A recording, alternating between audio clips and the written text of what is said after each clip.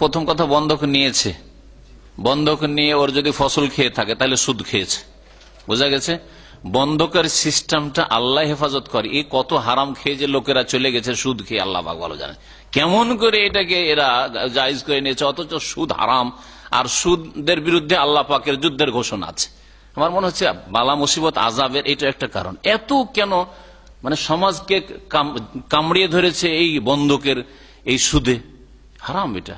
সুতরাং বন্ধকের নামটাই উঠিয়ে দিতে, বন্ধক বলে কিছু নাই। ইসলামে আছে জমি ভাড়া নেওয়া, এজারা আছে, আর জমি আদি করা, কি আদি করা আছে, অর্থাৎ মেহনত করবেন, পরিশ্রম, চাষাবাদ করবেন জমির মালিকের জমি নিয়ে, আর তারপরে যার উপর ইত্তেফাক, আমাদের আঞ্চলিক ভাষা আমার আদি করা বলি, অর্ধেক দিত সেই জন্য। অর্ধেক না, যদি 3 ভাগের 1 ভাগ হয়, যে ভাই আজকাল আমার মেহনতে খরচ খরচা বেশি হয়ে যাচ্ছে, 2 ভাগ আমি নেব, আপনি 1 ভাগ নেবেন জমি, আল্লাহ অসুবিধা নেই, বোঝা গেছে। এই দুটো তরিকা জায়েজ রয়েছে। আমার বন্ধকের বিধানে আলোচনা করেছি। আর না হয় জমি ভাড়া নিয়ে নেন, যেমন ঘর ভাড়া। ঘর ভাড়া নেওয়ার পরে আপনি থাকেন, আর 9-6 মাসের ছুটি চলে যান দেশে, আপনি কি বাসার মালিককে বলতে পারবেন যে আপনার ঘরে থাকিনি, ভাড়া কি করে দেবো?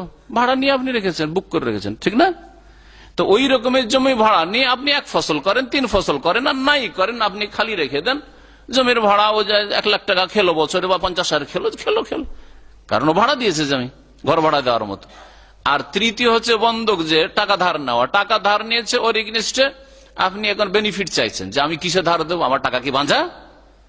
এই যে টাকা বাঁধা না, এটা সুদখোর। টাকা বাঁধা না, তাহলে কি করব? আপনার জমিটা আমার কাছে রাখেন, জমির ফসল আমি খাচ্ছি, আর আপনি টাকা দিয়ে আপনি লাভবান হন। যেদিন টাকা ফিরিয়ে দিবেন, জমি ফিরিয়ে দেবো, আর আমি আপনার ফসল খেতে থাকবো। এই ফসলটা, আর ওই যতটা টাকা দিয়েছিল, টাকাও নিল আর ফসলটা খেলো, এই যে ফসলও খেলো আর টাকাটা পুরো ফিরিয়ে নিল, তো অতিরিক্ত ফসলটা, এটা সুদ নয়? এটা নিঃসন্দেহে সুদ। সুতরাং বন্ধকের সিস্টেমটাই A to Z হারাম। শুধু হারামই না, এটা সুদ, এটা সুদ, এতে কোনো সন্দেহ নেই, কোনো রাস্তা নেই এটার। কেন বন্ধক? বন্ধক তো মানুষ রাখে, শরীয়তে বন্ধক কিসের আছে? বন্ধক আছে মাল সামানের। অলংকার বন্ধক রাখেন, আমার আয়ত্তে থাকলো, কবজাতে থাকলো, তুমি টাকা দিবে, তারপর তোমার অলংকার নিয়ে যাবে। হ্যাঁ, তোমার ঘোড়া, তোমার গরু, তোমার ছাগল বন্ধক রেখে যাও, ঠিক আছে, টাকা নেবে 100 রিয়াল, তোমার মোবাইলটা আমাকে বন্ধক রেখে যাও, টাকা দিয়ে যাবে, মোবাইলটা নিয়ে যাবে, এগুলো হলো বন্ধক। কিন্তু মোবাইল ব্যবহার করতে পারবেন না আপনি। কিতাব বন্ধক রাখা যেতে পারে, ঠিক আছে ভাই, এই টাকা 10 রিয়াল লাগবে, কিতাবটা রাখেন, টাকা 10 রিয়াল আমি ধার নিলাম, আপনাকে দেবো, কিতাব ফিরিয়ে নিয়ে যাবো, কিন্তু কিতাব আপনি পড়তে পারবেন না, আপনি হেফাজতে রাখবেন। আপনার বিবিকে অলংকার পরাবেন, বন্ধক রেখেছেন, সেখানে এইটাই যদি সুদ হয়, তো এই এতগুলি ফসল খাওয়া কি করে জায়েজ হলো? এই বন্ধকের লানত থেকে, অভিশাপ থেকে দেশকে মুক্ত করেন, জাতিকে মুক্ত করেন। কথা বুঝতে পেরেছেন? হারাম। আর তারপরে কিনবেন কারো কাছে জমি, কেনার ক্ষেত্রে একটা নীতিমালা মনে রাখবেন, যাতে করে আপনার জন্য স্পেশাল কোনো কনসিডার না হয়।